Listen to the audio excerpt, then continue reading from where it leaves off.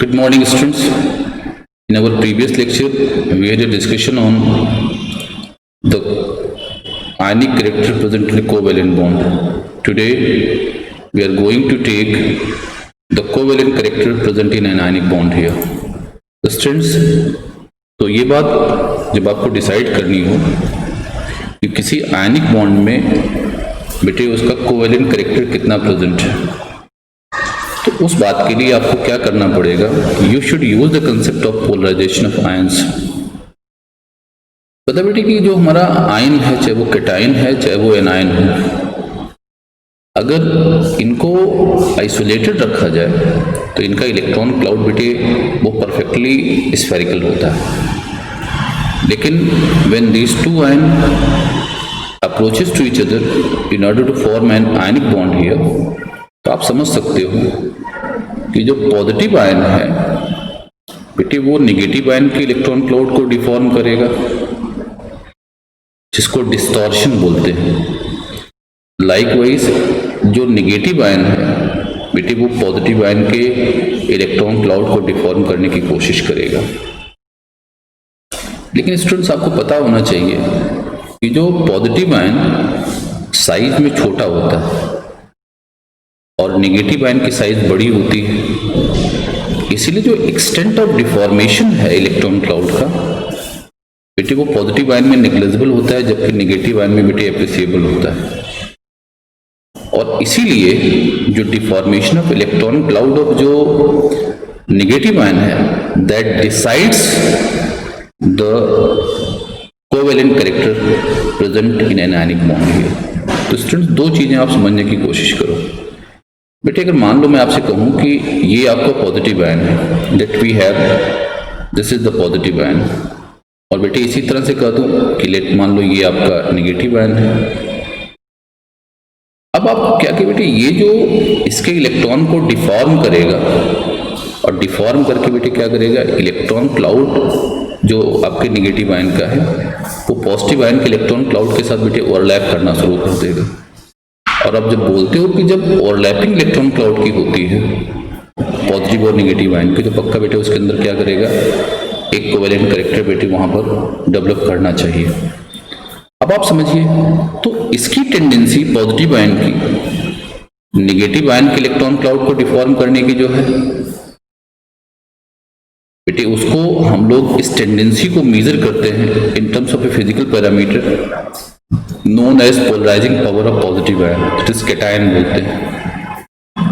और बेटे इसकी जो टेंडेंसी है अपने इलेक्ट्रॉन को डिफॉर्म कर देने की जो टेंडेंसी इसके अंदर है in the influence of positive ion, इसको इसकी पोलराइजेबिलिटी बोलते हैं। तो स्टूडेंट्स ये जो पोलराइजिंग पावर है और जो पोलराइजेबिलिटी है, ये डेफिनेटली बेटे this two factors decide the covalent character present in an ionic bond. Students तो आइए सबसे पहले हम लोग बात करें बेटे एक सेट ऑफ रूल्स की which are proposed by Fajans. तो डेफिनेटली बेटे इसी को इसीलिए सेट ऑफ रूल्स को हम लोग फजांस रूल बोलते हैं। और ये दिस बेटे जो सेट ऑफ रूल्स हैं जो propose by Fajans rule, this decide the extent of covalent bond covalent character present in ionic bond here. तो स्टूडेंट सबसे पहला जो रूल है वो ये बताता है कि अगर आपका कैटायन और एनायन बेटे जितना ज्यादा चार्ज होगा, इस पर जितना ज्यादा चार्ज प्रेजेंट होगा, डेफिनेटली उसका कंपाउंड की उस बॉन्ड की बेटे जो आयनिक बॉन्ड है उसका कोवेलेंट कैरेक्टर बेटे उतना ही ज्यादा होगा। फॉर एग्जांपल हम बात करें आपसे बेटे, मान लो हमने LiCl आपको दिया बेटे, BeCl2 दिया, फिर आपको BCl3 दिया बेटे, CCl4 दिया। एक पॉजिटिव कैटायन की सबसे पहले बात कर रहे हैं। तो बेटे आप देखो यहाँ पर निगेटिव आयन सब में कॉमन है, यानी एनायन कॉमन है, क्लोराइड सब में है। लेकिन आपको अगर निकालने का तरीका पता हो तो लिथियम पे चार्ज बेटे 1 यूनिट का आएगा, बेरिलियम पर 2 यूनिट का आएगा, बोरान पे 3 यूनिट का आएगा, कार्बन पर 4 यूनिट का आएगा, पॉजिटिव चार्ज आएगा ये। तो आप क्या बोल रहे हो कि जितना ज्यादा चार्ज होगा पॉजिटिव बेटे आपके कैटायन पर डेफिनेटली, तो जो उस कंपाउंड में जो प्रेजेंट या उस बॉन्ड में जो प्रेजेंट, उस कंपाउंड के बॉन्ड में जो प्रेजेंट बेटे आपका कोवेलेंट कैरेक्टर उतना ज्यादा होगा। तो नो डाउट आप कह सकते हैं कि सबसे ज्यादा कोवेलेंट कैरेक्टर कहाँ होना चाहिए बेटे, CCl4 में होना चाहिए, और सबसे कम कोवेलेंट कैरेक्टर कहाँ पर होना चाहिए, that should be an LiCl here. Students इसी तरह बात करें अगर हम आपसे, मान लो आपसे हमने दूसरा एक अगर लें, जैसे मान लो लेट वी हैव CH4। अब आप जरा सोचो कि CH4 बेटे NH3, आपके पास H2O और HF हमने दे दिया।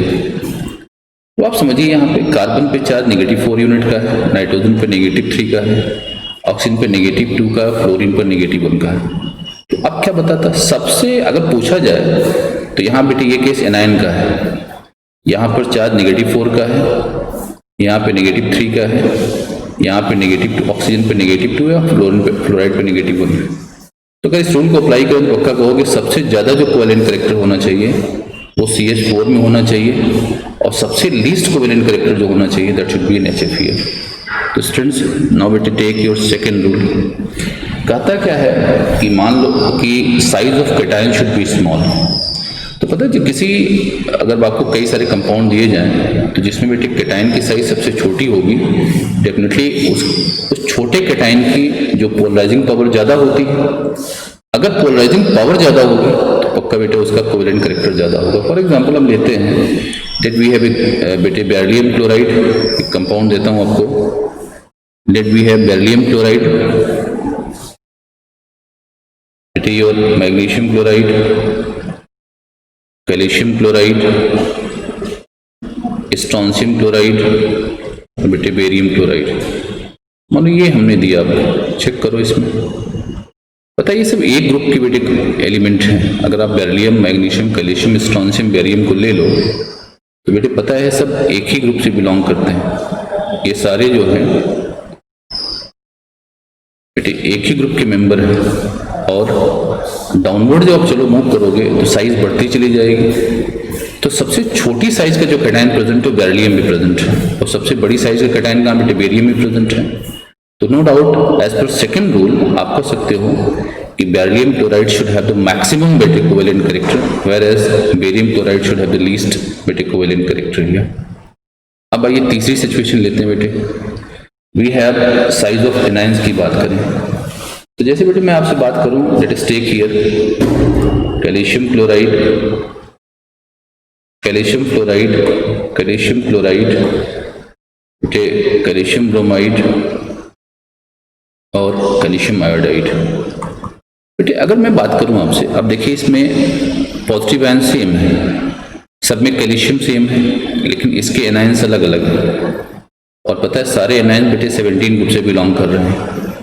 ये फ्लोराइड यहाँ पर है, क्लोराइड है, ब्रोमाइड है, आयोडाइड है, और डाउनवर्ड आप चल रहे हो तो साइज बड़ी हो रही है। जब साइज बड़ी होगी तो पक्का पता है इसकी जो पोलराइजेबिलिटी होगी बेटे एनायंस की बढ़ती चली जाएगी। More is the polarisability more will the covalent character. So आप कहोगे कि जो यहाँ पर जो कैल्शियम आयोडाइड है it has the maximum covalent character, where the calcium fluoride has the least covalent character here. Students एक और बात करें आपसे, एक सिचुएशन में आपको दे रहा हूं बेटे क्यूप्रिक क्लोराइड की और सोडियम क्लोराइड की। बेटे ये इंपॉर्टेंट केस है, जरा इसको समझने की कोशिश करिएगा कि मैं दो डिफरेंट बेटे आपके कैटायंस की दो क्लोराइड कंपाउंड हमने आपको दिया है, और इनको कंपेयर करना है कि बेटे इसमें ज़्यादा कोवेलेंट कैरेक्टर किसमें इन्वॉल्व हुआ। बेटे फजांस का जो नेक्स्ट रूल है कहता है कि the cation with NH2P6D10 configuration has the mole polarizing power than the cation with NH2NP6 configuration। आप देखो दोनों में अगर बेटे निगेटिव आयन सेम है तो आपको क्या करना चाहिए, इनके यहाँ पर इलेक्ट्रॉनिक कन्फिग्रेशन को देखना चाहिए। बेटे दिखाई ये पड़ेगा कि ये जो कन्फिग्रेशन है कॉपर 29, इसका जो कन्फिग्रेशन होगा वो NH2NP6 बेटे ND10 फॉर्म का है। मतलब आप लिख सकते हो ये लिखोगे 4:2 4p6 3d10 कॉन्फ़िगरेशन इसका होगा। अब चेक करो, it has a 4:2 4p6 3d10 configuration. और बेटे इसको करो आप, तो देखो सोडियम 11 है तो लिखोगे 2:2 2p6। अब यहां चेक करो तो इसका जो कॉन्फ़िगरेशन है वो S2p6 फॉर्म का है और इसका कॉन्फ़िगरेशन क्या है, S2p6 बेटे D10 फॉर्म का है। तो आप कहते हो जिसका D10 फॉर्म का कॉन्फ़िगरेशन होगा उस कैटायन की पोलराइजेबिलिटी हायर होगी, उसकी पोलराइजिंग पावर हाई होगी, और जिसकी पोलराइजिंग पावर हाई होगी नो डाउट बेटे उस कैटायन उस कंपाउंड बेटे का जो कोवेलेंट कैरेक्टर होगा डेफिनेटली बेटे that should B high here. तो आप लोग कह सकते हो on the basis of this discussion कि cuprous chloride should be higher in covalent character than sodium chloride here. Students, on the basis of these concepts, let us try to attempt these two problems. Thank you.